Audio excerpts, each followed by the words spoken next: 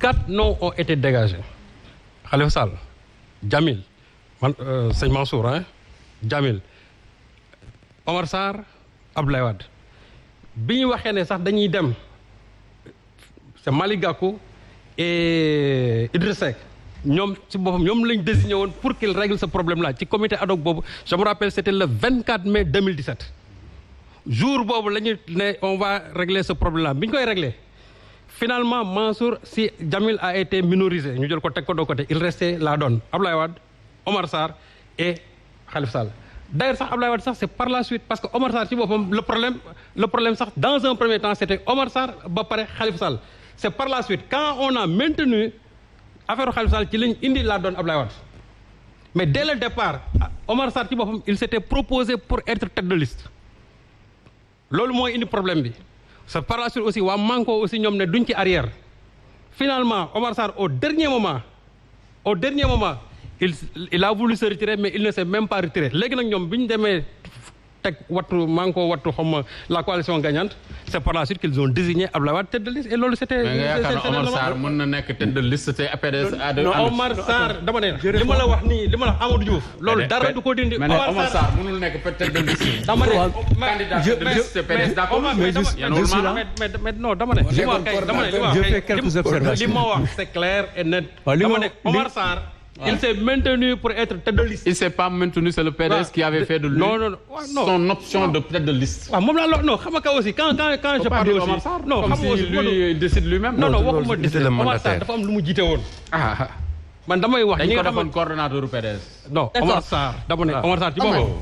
moo doon xëccoo tête de liste bi moom ak Khalifa Sall loolu moo ko tas xëccoo ko waa PDS ñoo ko seen Sall neel bi fekkoon dañoo ñëw jiital Ablaye Wade loolu du am problème mais Omar Sarr bi mu ñëw moom la jiital l'ultime solution l'ultime recours c'était Ablaye Wade li ma la wax rek moo ci nekk parce que Ablaye Wade devant Omar Sarr et devant l'autre candidat dont tu parles il pèse pas lourd il fallait mettre Ablaye Wade cette coalition là li ma la waxoon moo ci nekk cette coalition là il fallait que pèsent ces gens là face à Ablaye Wade que pèse non Omar moi je en termes de tête de liste Amadou je suis pas vraiment dans ça représenter face à Wade waxuma loolu dama ne man li tas coalition boobu loolu coalition boobu li ko tas bu ñu toppoon ci ginnaaw Ablaye Wade du tas PDS ci boppam li ko tas ci la bokk Ablaye Wade du tas tey bu ñu ko doon wax 90 bu ñu toppoon Ablaye Wade nekk tête de liste du tas non dama ne li ma wax dama ne PDS parce que ñoom ñoo ñu bëggoon tête de liste PDS moo tas loolu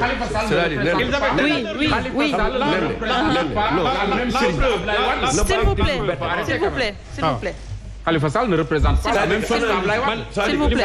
information. dama ne informé li ma wax c'est clair. D'accord. Il faut que parfois Sëñ Saliou non. D'accord Sëñ Saliou s'il vous plaît. non li nga wax on l'a vécu. D'accord. léegi d'accord. Très bien. oui mais dañ ko bàyyi mu wax xalaatam. Mais on va vers lui. D'accord. Sëñ Saliou, on a compris ce que vous avez dit. Heureusement, président mu ngi ni toog dinañu wax ce qui s'est passé réellement ci loolu mais laata may ñëw ci président peut-être Omar Faye. Attention, moi j'ai pas encore pris la parole. Oui, bien sûr. Ali nous prise de parole. J'ai pas pris la parole. Je faisais une précision. On m'a interpellé sur beaucoup de choses ici, il faut que je réponde sur ça. Non, yow yaa ma interpellé. Non, on m'a interpellé sur beaucoup de choses. D'accord. Il faut que je réponde sur ça. maa ngi ñëw Sëñ Saliou. Ah ouais, mais il faut que je réponde. Synthétiser rapidement. ñu dem ci président ñëw ci. Non, loolu mooy doon. Au nom du Safar. C'est pas entre toi et moi. Dina nekk entre toi et moi. Yaa ma tudd de ma tudd la. Elle est rijal. Sëñ Saliou maa ngi ñëwaat ci yow. Mais ça dit les gens ne peuvent pas parler deux fois. Président Allez-y mon cher. ci moom la ñuy président qu'est-ce qu'on doit retenir ci li Serigne Saliou wax déjà. xam nga Serigne Saliou dafa wax sànq ne. mbelaan la fa xew yëpp xam naa ko. waaw xam nga ko malaaka nit mën nga werante ak moom. la xew fan.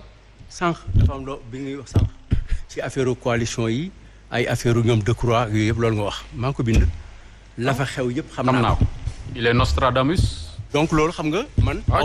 c'est lui Nostradamus li ma soutenir loolu. c'est lui Nostradamus. D'accord, on s'écoute s'il vous plaît. donc loolu xam nga man li ma bokk ci suma kër man naa fa bañ a xam dara mais yow nga fa xam lépp nag. non du doon aussi. boo ko bëggee jëlee noonu. mais aussi non boo du doon aussi. Serigne vraiment boo ko bëggee jëlee noonu aussi. Serigne tu deviens compliqué. déedéet je ne deviens pas compliqué. xamul tax je ne deviens pas compliqué. c'est inquiétant. kon nag xamul tax kon nag am na loo xam ne nii wax naa la ko léegi ci la grande coalition yow aussi am na loo xam mënoo ko cee xam donc am na loo xam su ma la ko joxee da nga nangoo. mais d'accord naa. ok xam nga man d'accord naa ma bañ a xam. parce que demuma ci. mais dama ne mënuloo gën xam nit ñi mënoo gën xam ma demba xaw ma. donc dama lay wax ne et ce qui est inquiétant c'est que dans ce que nous sommes en train de faire pour wax ci dara coow li mu ngi bëgg bari ci interprétation yi yaa ngi naan vraiment am parole dañ ma war a inquiéter mais qu'est-ce que tu as fait pour que ñu lay ñëpp di la interpeller nii c'est inquiétant. ah je sais pas. mais si c'est inquiétant. c'est inquiétant que nga nekk chroniqueur sa chroniqueur yëpp ku ci nekk mu am benn problème boo xam ne bi mu ngi ak yow pour rétablir la vérité. tu as un problème parce que il y en a qui veulent se réfugier derrière toi. pour non il y en a qui veulent se réfugier derrière toi pour mën a jàllale. on a réputé on a posé des questions au président. je ne suis pas là. voilà je ne suis pas là. s'il vous plaît. S'il vous plaît, Omar. Je le soutiens. D'accord. Très bien. D'accord. D'accord. D'accord. S'il vous plaît. S'il vous plaît.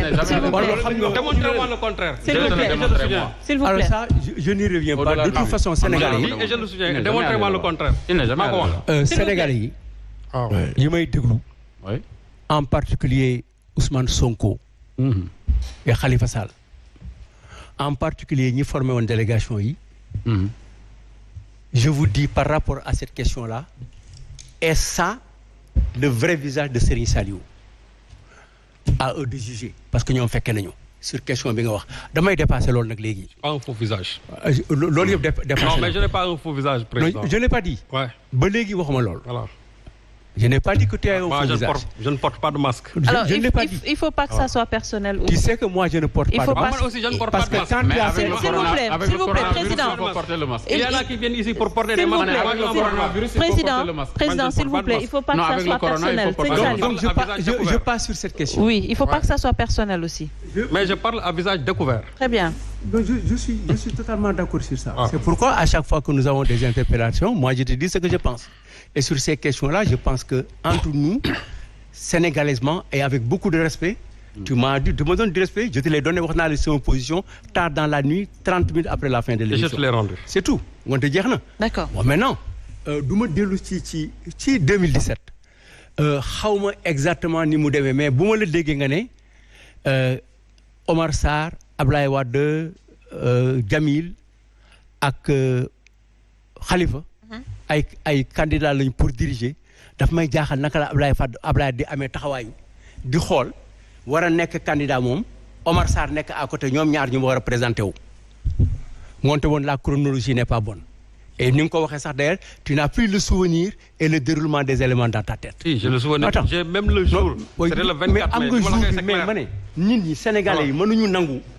te Ablaye Wade ak Omar Sarr nekk fenn ñu ne ku nekk candidat ñoom ñaar ñu li ma la wax nii kay mënu nekk li ma la wax nii kay moom. Vraiment continuons maintenant il faut qu'on avance. Alors on va avancer. Maintenant, oui. Sur la question je dis li am ba am mooy coalition bi tas na. Quels sont les résultats qui ont été attendus? Lan lañ ci am lan la ci taxawu gagné lan la ci Sénégal gagné lan la ci PDS gagné ce qu'on espérait dans ces élections amuñu ko. Parce que dañu yaakaaroon ne dinañu am une majorité parlementaire loolu amul mais deuxième bi aussi appréhension yi nit ñi amoon wala taxawu Dakar defe ne am na ko ci élection législative yooyu amu ko ci parce que rawu ci jëlu ci deuxième est-ce que moo ci jëm troisième j'en doute parce que je pense que c'est l'arrivée de ci le pur duggee assemblée. Ouais. ak effectif bi mu duggee donc loolu mooy résultat yi cela veut dire que donc bu ñu fay delluwaat waratuñu aw ci même yoon wala déet loolu foofu laa jàpp moo tax comme waruñu aw ci woon boobu ñu ne bu ñuy demati ci coalition nañu dem ci ay coalition yoo xam ne yu taxaw la ñun li ñu Khalifa Fall proposé woon te dox ci ay weer am fu mu ci yem ba kenn àggale ko mu aboutir ci ñu mën a daje à 2 à 3 puis à 4 mais dama ne li ma la wax naa la ko ci te am na lu ma leen fàtte wax. mooy que ñun wax naa leen léegi ñun li ñu doon wax ne moo lañ def quels sont les contours. Oui. mais xam nga lan moo doon contour pur. bu ñëwee sa première déclaration. mooy ñun bokkuñu ci coalition boo xam ne bii buñ ci duggee dañuy yaakaar ne dañuy ñëw pour xeexal kenn koo xam ne kii dafa am problème ak état. c'est assez directif. Ça c'est une révélation. loolu moo doon kii wu pur. dama ne ci la bokk mais c'est assez directif. mais loolu yëpp. buñ ko waxee da nga ciy taxaw. xam nga journaliste dañ lay bëgg a poser question bëgg yow nga àggali leen question bi. am na ku ma wax laa dema ne ma bon xam nga li ngeen mas a waxanteeg Sonko non loolu amul importance da nga koy tudd rek boo ko tuddee ma tontu la. mais non loolu am na donc loolu moo am xam ngoonte woon war na amoon na ay pesanteur mais est-ce que pesanteur yooyu. mais président est-ce que mënoon nañu ko jéggi. mais déclaration pure bi nga wax nii qu'est-ce que ça veut dire concrètement. non ça il faut l'inviter et le demander. ngeen ne du wax loolu. am nga ci analyse. non man duma analyste yéen ay analyste man damay ñuy wax li ma def li ma dund li ñu ma santé. laaj mu répété ko pour mu leer ci Sénégalais yi. man li ma jox naa la élément de nouveau ci loolu. mais malgré cette déclaration le pur est resté. ça signifie que déclaration bu amul sens. c'est un objectif. non de soutenir ko am problème. vraiment loolu xam nga. leneen la ñuy bokk loolu mooy leneen la ñuy bokk mais duñ la xeexal ci say problème bopp. Amadou xam nga ça peut nous concerner parce que am na lu ñuy xeex. waaw. xam nga ñu ngi xeex dara ñun ñu ngi xeex le réexamen du procès de Karim mais méttiwuñu parce que duñ ci woo kenn méttiwuñu. mais du objectif local yi. du objectif local yi moo tax ñu nangu ko. justement. wax na ko ñun ñu ngi ci xeex bi ñuy xeex woowuñu leen am nañu droit wax loolu ñoom parce que ñun ñu ngi ci biir te loolu dal nañu mais ñun nangu nañ ko moonte bu ñu kenn xulool ñun ñu ngi ci suñu yoon mais terewul ka ñu saaga woon démb ñoo ànd ak moom ka ñu door doon démb ñoo ànd ak moom parce que fi ñu jëm loolu la Sénégalais yi soxla. président. on n'a pas oublié. président. Ablaye Wade dañ ko yàgg jiiñ wax waxeet. ki jóge ci anti système dem système. non attends. loolu du wax waxeet. non xaw ma lan mooy. en parenthèse la rek. non attends oui mais man du ma dugg ci xam nga anti système ak système. xam nga loolu. non defal naa kii. on l'a pas provoqué on l'a pas créé. c'est quelqu'un qui a dit que je suis anti système. ñi fi nekkoon dañ leen war a fusiller.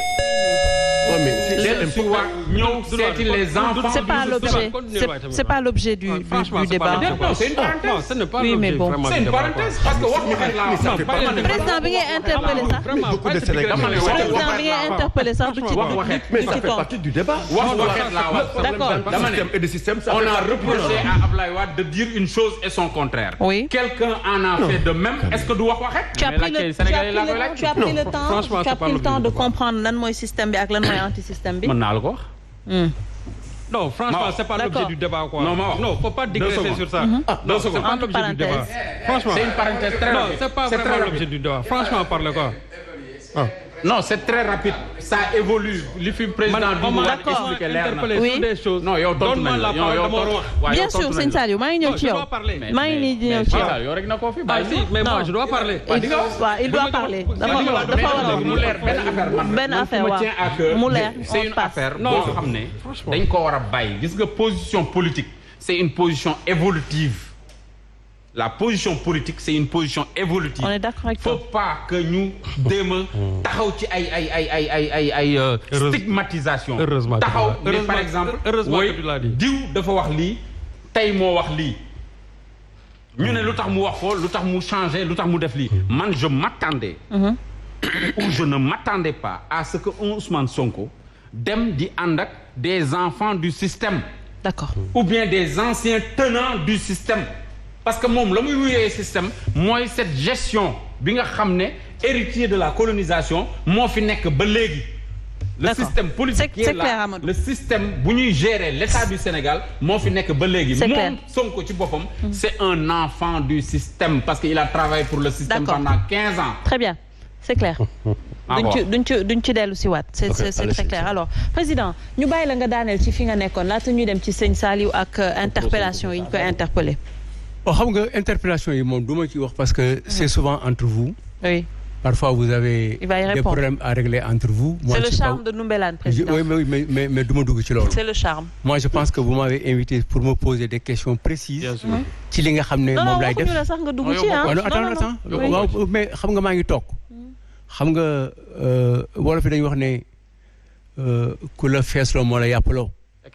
ku la reyloo moo la taxaloo deret donc ci laa bokk moo tax ngeen ñëw boole ma ci mais am na loo xam ne du ma ci dugg maintenant dugg ñu ngi toll woon ci affaire li ñuy wax ci kër comment il s'appelle Alioune Badara Cissé ñu dem nañ fa seeti ko lenn rek lañ fa rappelé te tudd ci politique lenn rek remercier ko ci bi nga xamee ne dañ koy takkal Grand Croix mu invité ñu man comme homme politique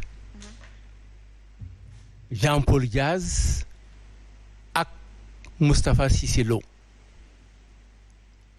c'est assez étonnant ci moment boobu fekkuloo fa kenn loolu développement yi ak li ci war a nekk déglu naa ko ci analyse am jàpp naa ko aussi dina ma servir demain parce que man kuy wax fi dama lay déglu bu ma ñëwee li ma ci war a rectifier ma rectifier ko donc loolu awma problème am yenn saa yi bu fekkee ne remettre les informations à leur place ma def ko ci téléphone wala lenn donc loolu am mais ñun déclaration bi mu def foofu ci cheminement ak Ablaye Wade ba 2008 seen séparation nekkam ci biir APR ba son passage au ministère des Affaires étrangères ba bi mu génnee ak bi ñu ko décoré avec le temps assez relativement très long bi ñu toog pour war na ko tu as une médaille mu invité ñu wax loolu gërëm foofu Ablaye Wade li ma ci téere dama ko wax à la fin dama ko ne yow xanaa dag ma woo pour yóbbante ma ci Ablaye Wade. Bien sûr. Donc am nañu ay relations yu baax du ma ñëw ba fii. di wax leneen. lu dul ñaanal ko et c'était un grand combattant. Oui. Parce que quand même. déglu naa ci Serigne Saliou am naa ci ay informations yu mu joxe jàpp naa ko comme ñi ñeneen joxe information mais damay jàpp ne